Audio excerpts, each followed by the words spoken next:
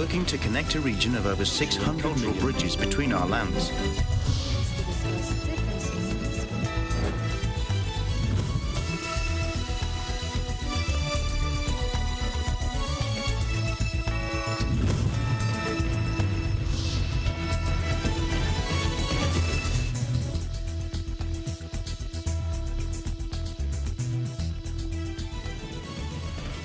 Hello, I'm Alma Angeles and you're watching ASEAN in Focus. We're coming to you live from Manila and Thailand. Hello, Gila.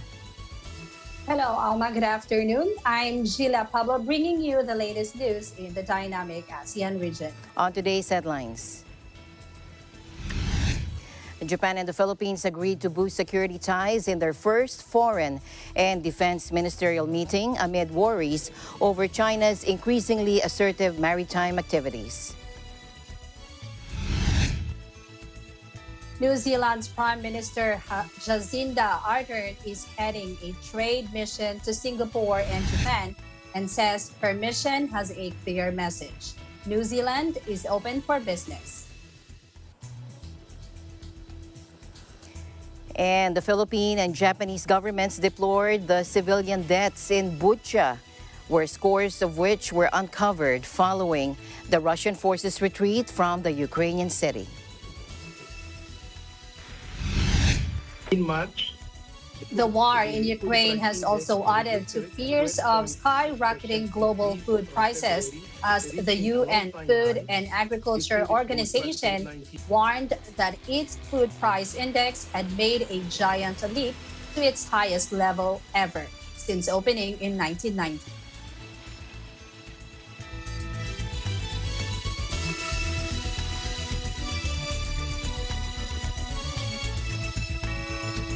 But first in our news, Pakistan's Prime Minister, the former cricketer Imran Khan, has been ousted from power after losing a vote of no confidence in Parliament. Khan tried everything to stay in power after losing his majority in Parliament, including dissolving the assembly and calling a fresh election. But the Supreme Court deemed all his actions illegal and ordered them to reconvene and vote. Khan was deserted by coalition partners who blame him for a crumbling economy and his failure to deliver on his campaign promises. Take a look.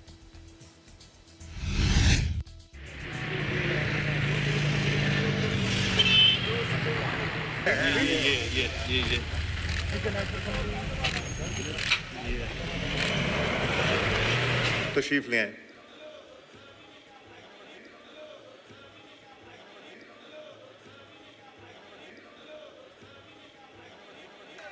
(174) members have recorded their votes in favor of the resolution.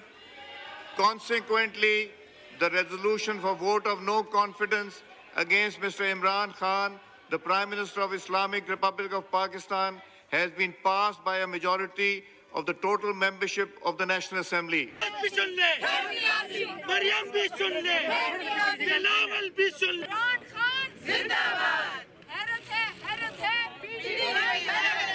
Imran Khan Zindabad! Pakistan Zindabad!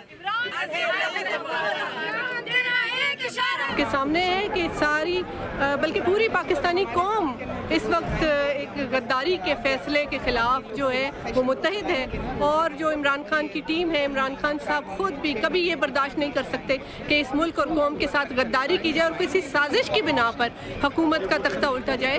उसके लिए आखिरी दम तक हमने इस मुल्क को बचाने के लिए फाइट की।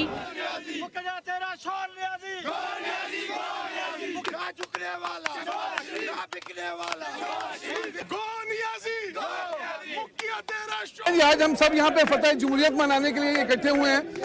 इमरान खान ने जिस तरह मुल्क को तबाह किया, झूठे वादों से लोगों को एक वो सब्ज बाग दिखाए, आज उनके इख्तिताम का वक्त आ चुका है। जो कहता था आखिरी बाल तक लड़ूंगा, आज वो भागता हुआ नजर नहीं आ रहा।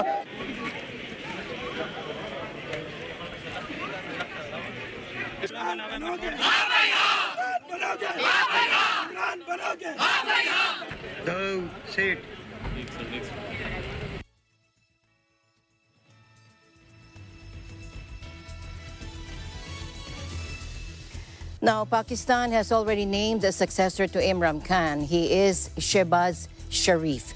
Sharif is the younger brother of three-time Prime Minister Nawaz Sharif, who was dismissed then, jailed on corruption charges in 2017 and is currently in Britain after being released from prison 2 years later for medical treatment. The 70-year-old jointly inherited the family's steel business as a young man and was first elected to provincial office in 1988.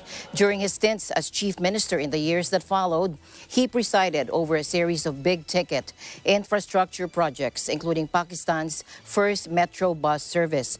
Officials were reportedly kept on their toes by workaholic Sharif's habit of surprise visits to government offices. Still, critics say he did little to address the province's core issues, including the need for civil service, health and agricultural reforms, and instead focused on vote-grabbing projects such as distributing laptops to students or offering subsidized taxis to the jobless. Sharif has also been linked to graft and corruption charges supporters say sprang from a political vendetta by Khan. In December 2019, the National Accountability Bureau seized nearly 24 properties belonging to Sharif and his son Hamza, accusing them of money laundering. He was arrested and detained in September 2020, but released around 6 months later on bail for a trial which is still pending. Unlike his elder brother, whose relations with the country's powerful military and his opponents were strained, Sharif is seen as a more flexible deal maker capable of compromising even with his enemies.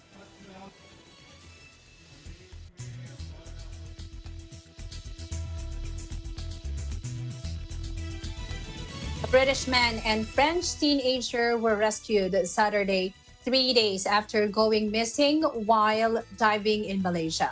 The trio and their instructor got into trouble after they surfaced from a dive near a southern island but could not find their boat.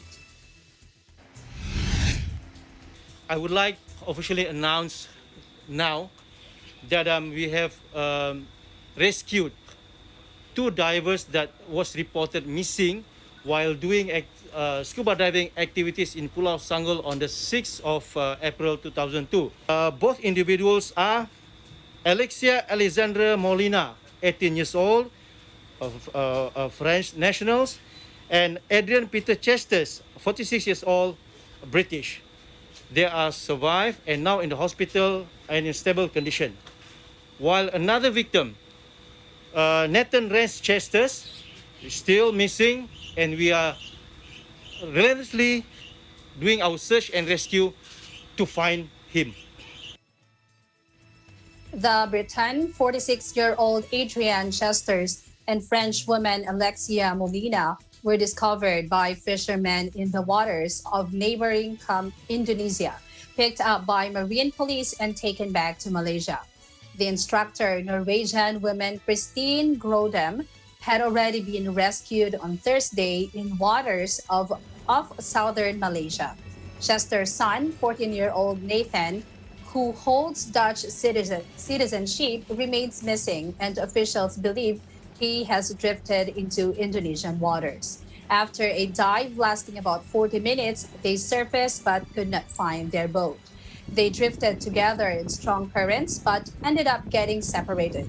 The captain of the boat who took them to the dive site has been arrested after testing positive for drugs. The area where the accident happened is popular with foreign and domestic visitors. Resorts dot the coast and the islands.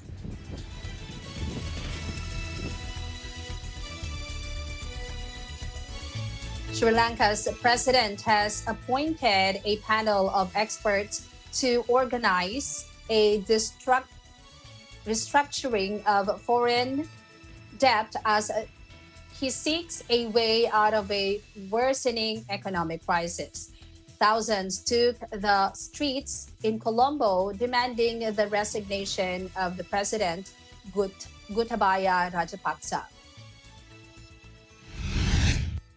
Irrespective of classes, the people have come out to the streets and asking the government to resign. That has happened because they are going through recessions. They have They don't have electricity. They don't have gas to cook. They don't have food, and there will be a food crisis. It says we are agitating and we are protesting against the government at the moment. Against the government, not only the government but the policies.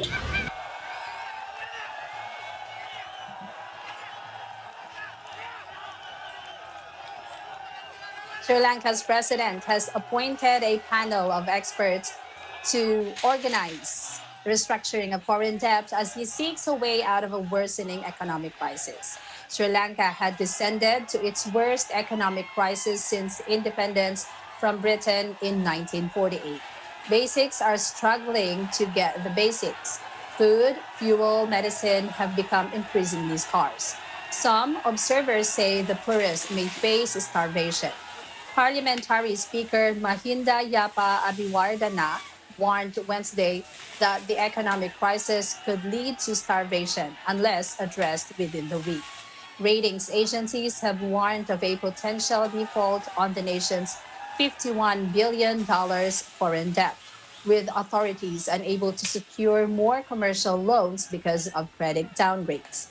President Gotabaya Rajapaksa's office said late Wednesday that a 3-member advisory panel had been tasked with guiding Sri Lanka through a sustainable and inclusive recovery.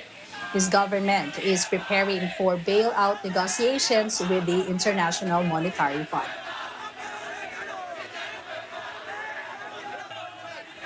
In other news, Japan and the Philippines agreed to boost security ties in their first foreign and defense ministerial meeting amid worries over China's increasingly assertive maritime activities. It was the first so-called 2+2 talks between the two U.S. allies, both of which have overlapping territorial claims with Beijing. Our two countries share serious concern about the situation in the East and South China Sea, and we agreed to ensure observing international laws, including the 2016 arbitral award to the Philippines in disputes with China, as well as the UN Convention of the Law of the Sea, according to Japan's Foreign Minister Yoshimasa Hayashi. In the meeting, Hayashi also said they were able to confirm the further enhance collaboration in dealing with regional and global challenges and cooperation towards the realization of a free and open Indo-Pacific. Philippine Defense Secretary Delfin Lorenzana echoed that, saying we exchange views on regional security issues of common concern, notably freedom of navigation and overflight and compliance with international laws, including the 2016 tribunal decision. Areas of cooperation include ensuring safety of sea lanes in Southeast Asia and discussion towards expanding joint military drills and exchanges, among others. Besides the Philippines, Japan has formed a 2+2 framework with 8 other countries, namely the U.S., Australia, Britain, France, Germany, India, Indonesia, and Russia. Meanwhile, weather disturbance Agathon, with international name Maggie, has weakened into a tropical depression and was last located over the coastal waters of Tanawan Leyte, according to Pagasa in its 8 a.m. bulletin today. Agathon now packs maximum sustained winds of 55 kilometers near the center and gustiness of up to 75 kilometers per hour. It is moving north-northwestward. Slowly, let's listen in.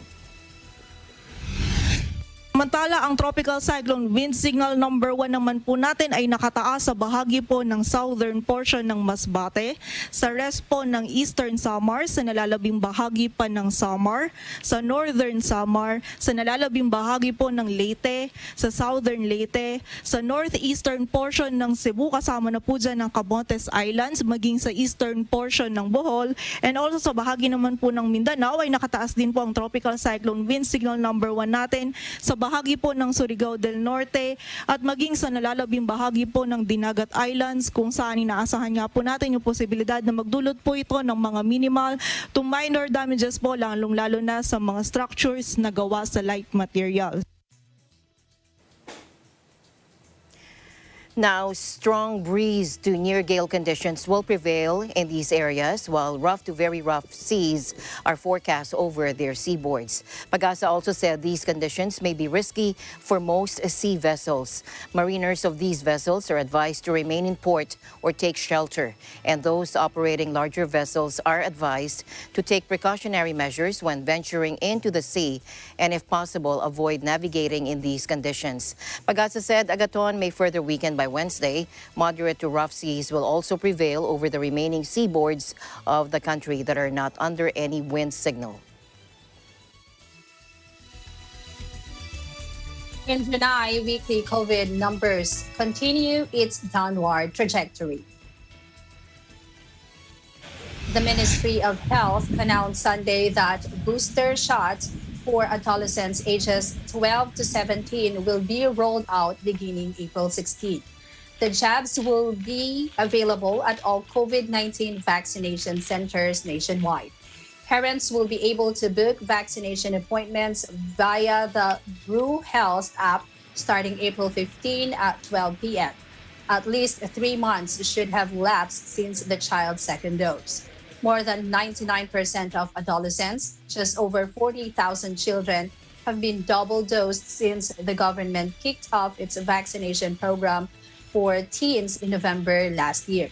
The Health Ministry is also 1 week into its vaccination drive for children ages 5 to 11, with 5,668 doses administered so far, equivalent to 13.2% of the age group. Meanwhile, New Zealand's Prime Minister Jacinda Ardern is heading a trade mission to Singapore and Japan. She says her mission has a clear message: New Zealand is open for business. I quote, "We must continue to reconnect with the world, and I look forward to supporting our businesses across a range of sectors and seeing my political counterparts in person." End of quote. Ms. Ardern said in a statement. According to an RNZ report, in Singapore, Ardern will meet Prime Minister Lee Hsien Loong and make a call on President Halima Yacob. She will also address Singaporean entrepreneurs and business leaders as part of a New Zealand-hosted gala dinner. In Japan, Ardern will, for the first time, meet with the Prime Minister Fumio Kishida. There, they will discuss global and regional challenges. She will address the Japan-New Zealand Business Council, meet with high-profile business and industry leaders, including in clean energy and tech sectors. Another aim is to highlight New Zealand's tourism and education sectors. A Japanese destroyer, the JS Suzuki, or DD-117, is now docked at Subic Bay, Zambales for an official port call and overseas training of its crew, according to the Philippine Navy on Sunday. The Philippine Navy spokesperson, Commander Benjo Negranza, said the visit to the country of the ship is intended for routine port replenishment and rest for the crew who are having their overseas training cruise.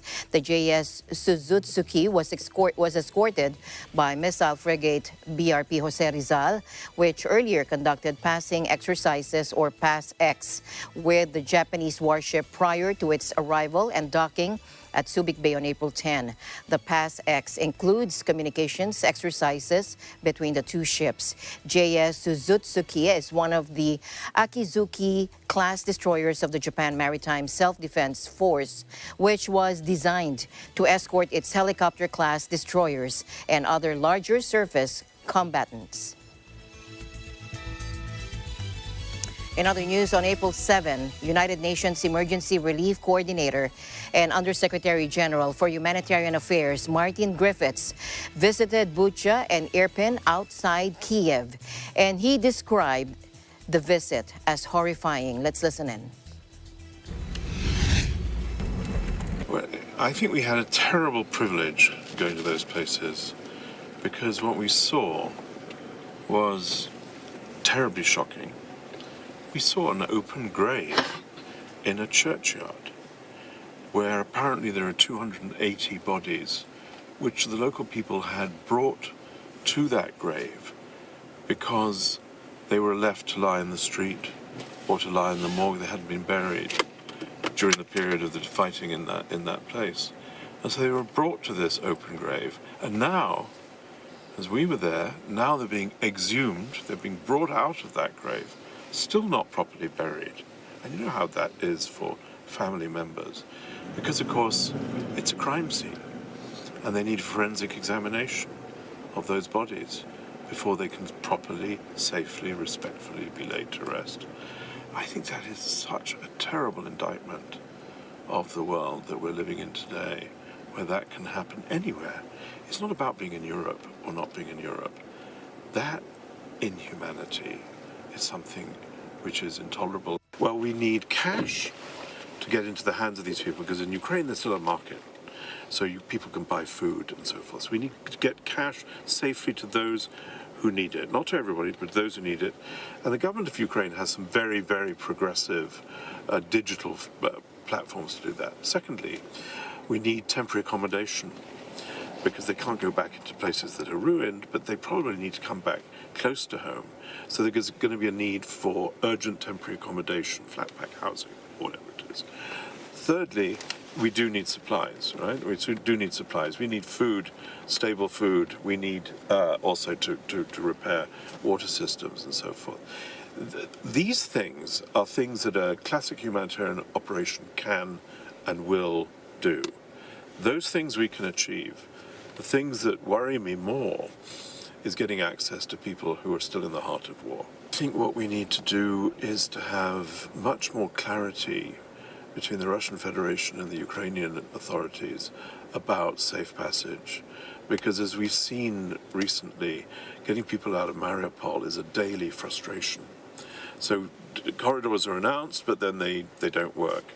We've begun to see good success with our convoys going to hard-to-reach places with supplies. We've done 4 now. We'll do 1 again tomorrow. We're ratcheting that up. That's good. But for safe evacuation of civilians in Mariupol, also in the Donbass, in Donetsk and Luhansk, a huge priority now, I think, for humanitarians, as well as for the government of Ukraine. That's something that we need to have really effective, engaged, joined up agreement between the two parties. I think from the Second World War mood is that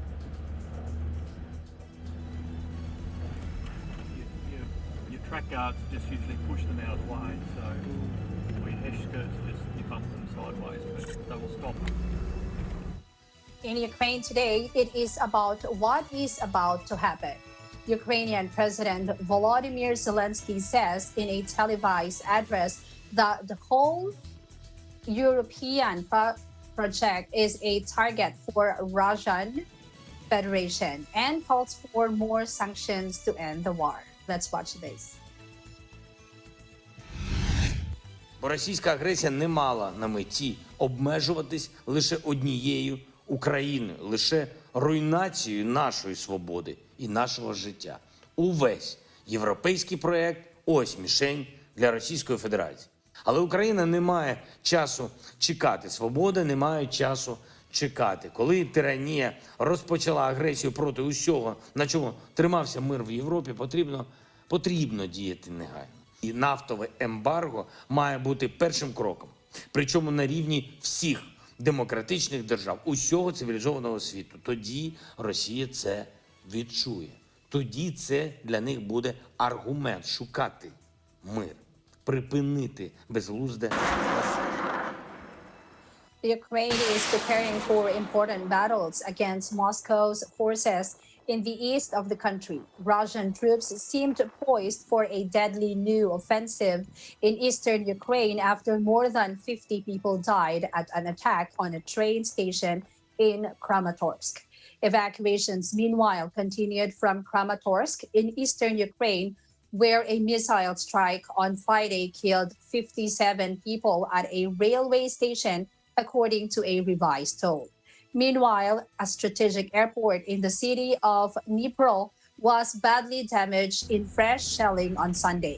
Ukraine's Prosecutor General Irina Venediktova said the country was examining the alleged culpability of 500 leading Russian officials for thousands of war crimes, including President Vladimir Putin. President Volodymyr Zelensky again condemned atrocities against civilians, and after speaking with German Chancellor Olaf Scholz, said they had agreed that all perpetrators of war crimes must be identified and punished.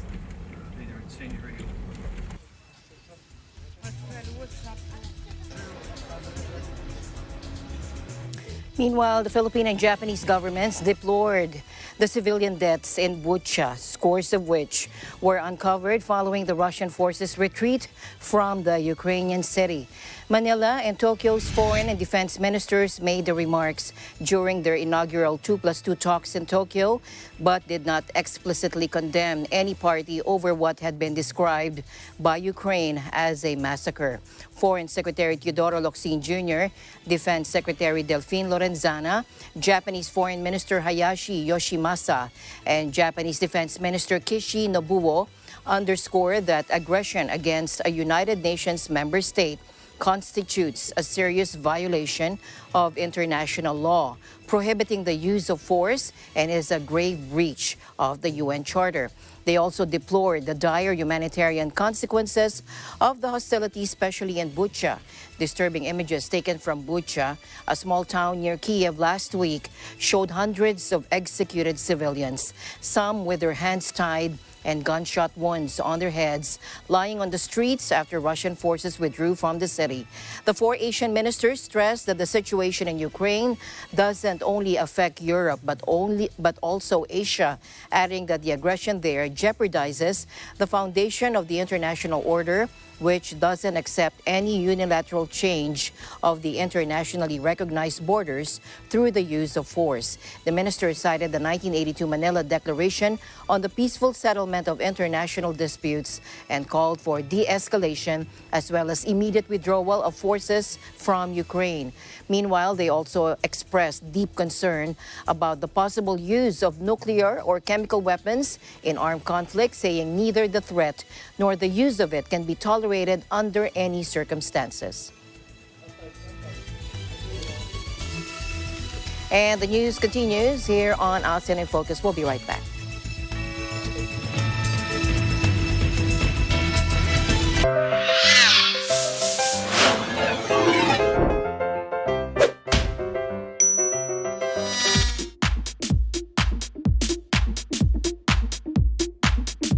Mr. Bawal, ang galing mo namang sumayaw.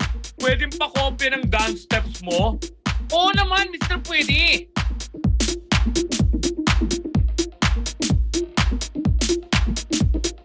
Mr. Bawal, ang ganda rin ng forma mo. Pwedeng pa-copy ng forma mo? Oo ba?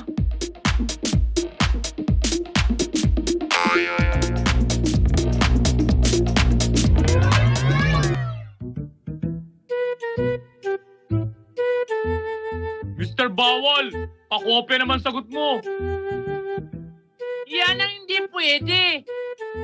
Ang pagsilip sa sagot ng iba, lalong-lalo na sa botohan. Oy, bawal yan! Ayon sa Omnibus Election Code, ang pagtatangkang silipin at alamin ang boto ng iba ay isang election offense. Mr. Pwede?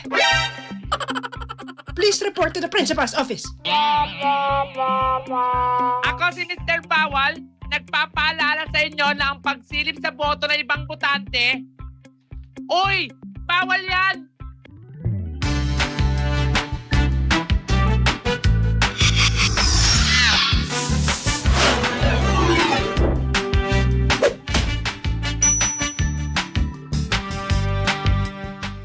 A public service message of Net25 for Mata ng Halalan 2022. Matatag, matapang, matapat. Alam namin ang iyong pagsisikap. Dama namin ang iyong mga sakripisyo. Kita namin ang pagharap mo sa bawat pagsubok. Kaya sa kabila ng mga hamon ng buhay, nandito kami para umalalay. Kasi katulad mo, gusto rin namin ang magandang bukas para sa kanya. Hatid namin ang dekalidad na edukasyon at makabagong pasilidad sa abot kayang halaga. Kaya huwag ka na mangamba. Sasamahan ka namin tuparin ang mga pangarap niya.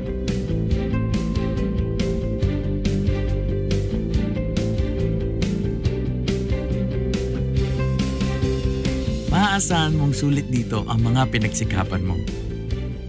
Sa aming mga makabagong pasilidad at sistema ng edukasyon. Mailalabas natin ang aking talino at mga kakayahan niya. Kahit sa munting halaga, makakasiguro ka na makakasabay siya sa mabilis na pag-ikot ng mundo. Sa New Era, karamay mo kami sa bawat hamon. Kaagapay mo kami sa bawat hakbang. Kasama mo kami sa bawat ngiti at tagumpay.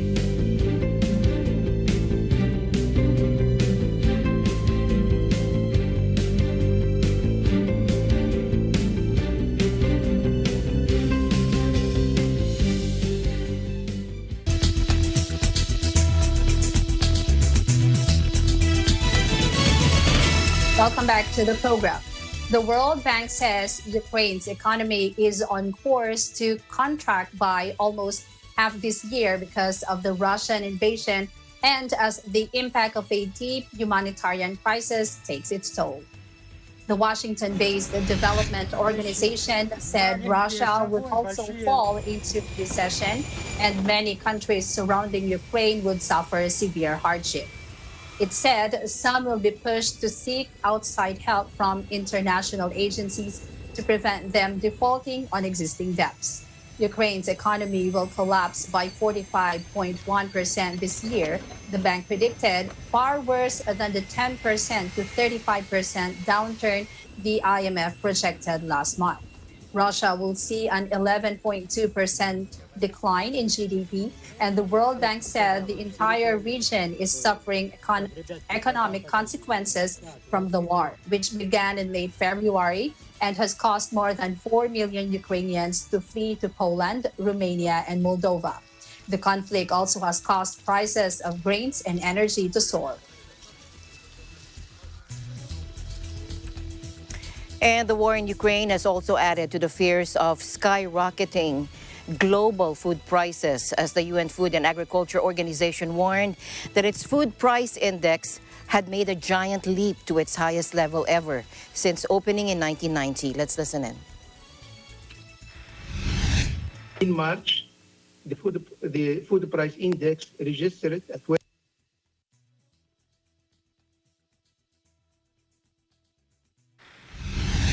In March, the food price index registered a 12.6% increase from February, reaching an all-time high. This series goes back to 1990. All sub-indices for the different commodity groups registered significant increases, with the sub-indices for vegetable oils, cereals, and meat also reaching new all-time highs. To say that international food commodity prices are soaring due to a combination of factors. These include adverse weather, higher energy prices and transportation costs, higher fertilizer prices, and strong international demand. As I said, these have driven prices already before the war in Ukraine. Disruption to exports due to the conflict in Ukraine has exacerbated the already difficult situation, putting further upward pressure on prices. Soaring food prices erode food affordability and can have serious consequences for food security and nutrition, especially in low-income food deficit countries, keeping in mind that countries are still struggling with the impacts of COVID-19. Talking about the cereal prices, the sub-index increased by 17.1% in March compared to its value in February. International prices of cereals were largely driven by conflict-related export disruption in Ukraine and the Russian Federation. Now turning to vegetable oils, prices of vegetable oils in March also made a giant leap up, soaring by 23.2% in just 1 month.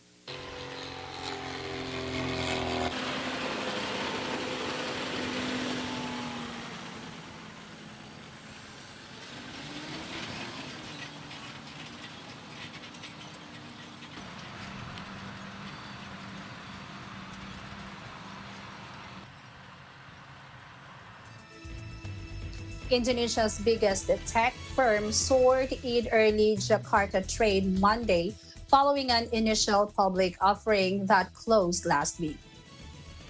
GoTo, the largest digital ecosystem in the archipelago nation of 270 million people, was formed by the merger of ride-hailing company Gojek and e-commerce platform Tokopedia in May 2021.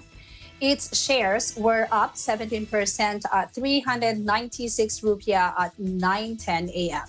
The Jakarta-based company raised about $1.1 billion in its IPO, priced at 338 rupiah per share, representing a market value of about $28 billion, it announced Monday.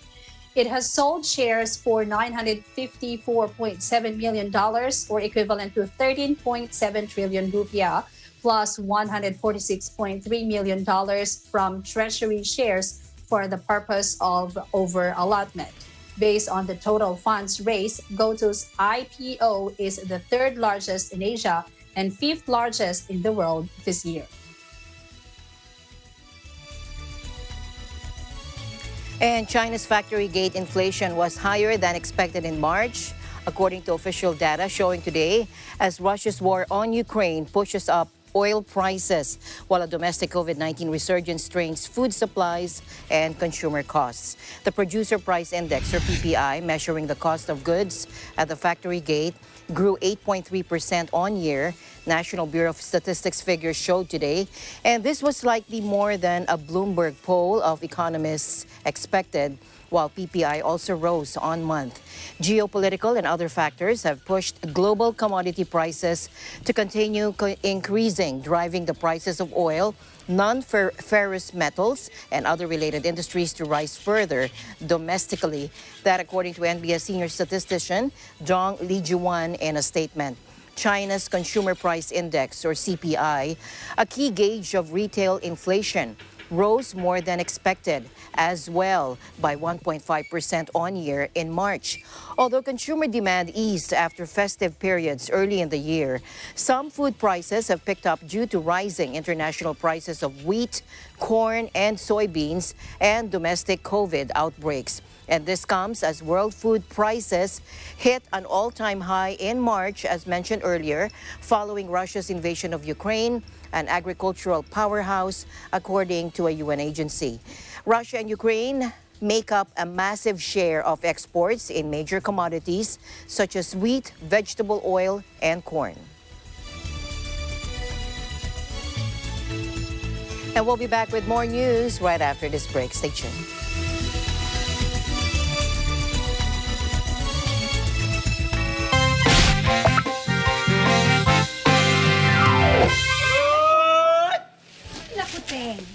Sigurado ako, maraming tao sa araw ng botohan. Naku, sinabi mo pa, pila dito, pila doon. Napakaraming tao. Alam nyo ba, sa araw ng botohan, bukas na ang presinto ng alas 6 ng umaga. Bukas na ang presinto ng alas 6 ng umaga? Wow! Parang choir! Mula alas 6 ng umaga hanggang alas 5 ng hapon. Eto nga, ang hirap pa niyan, yung hanapan ng presinto. Kaya nga sa araw ng botohan, mas makabubuting dumating ng maaga sa presinto para iwas sa siksikan at sa dami ng tao. Naku! Iwas din sa init. Tama! Agahan natin ang pagboto. Korek ka dyan, Mare. Teka lang, nagtitinda ka ng balot? Ay, ang aga pa. Dahil the early bird catches... Wala pa lang bird. Balot! Balot! The early balot catches... Hindi naman kayo worm. Bili na lang po kayo. Para sa karagdagang kaalaman, makipag-ugnayan lang sa pinakamalapit na barangay o bisitahin ang COMELEC website. A public service message of Net25 for Mata ng Halalan 2022. Matatag, matapang,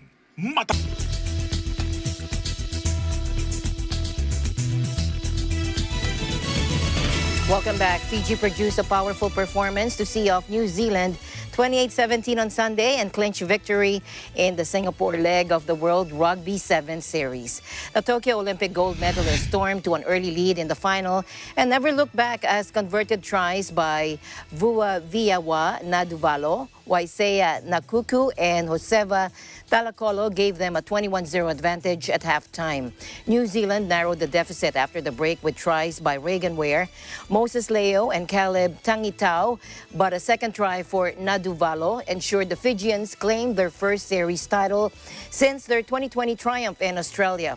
The Pacific Island side lost their opening game to Ireland on Saturday, but bounced back to top their pool with victories against France and Japan. Fiji then eliminated series leader South Africa 1914 in the quarterfinals and come from behind to beat Australia 1912 in the semi-finals.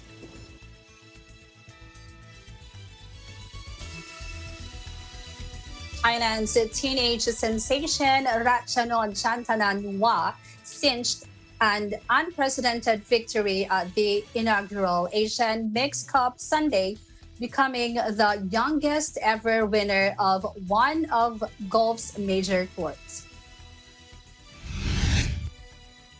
The 15-year-old Ratchanon sealed his win with a birdie on the final day of the $750,000 purse competition at the waterside course at Siam Country Club in Pattaya, having seen off 19-year-old Kim Joo-young, who took second.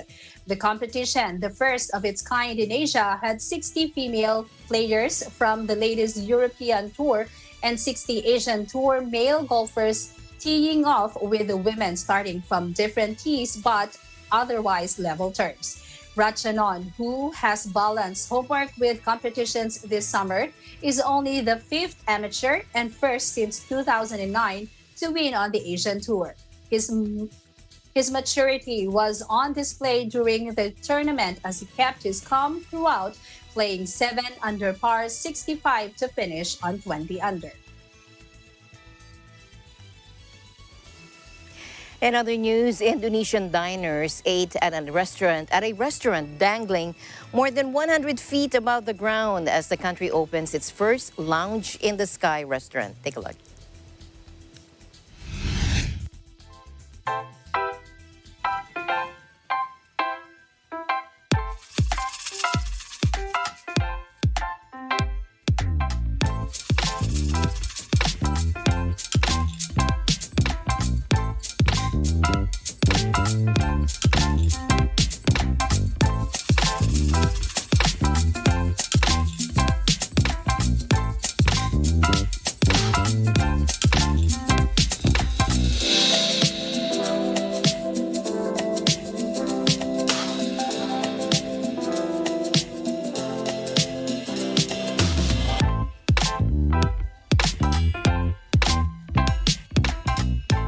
Ini worth it sih, dengan harga segitu ya, menurut aku itu worth it banget. Soalnya kita bisa lihat scenery, terus kita ini tuh sambil makan kita diputer-puter. Makanannya juga enak sih. Oke.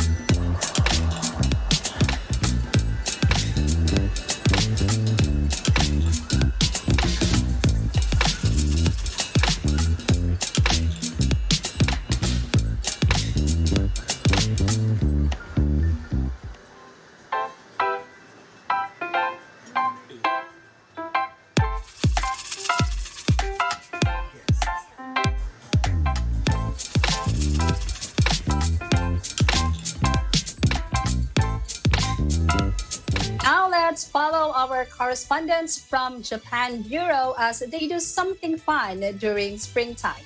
There, strawberry picking. Here's Tyra Lu and her family.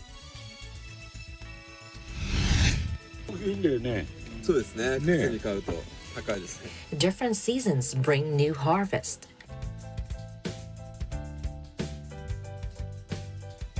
Here in Japan, the place enjoys the warmth of the spring season.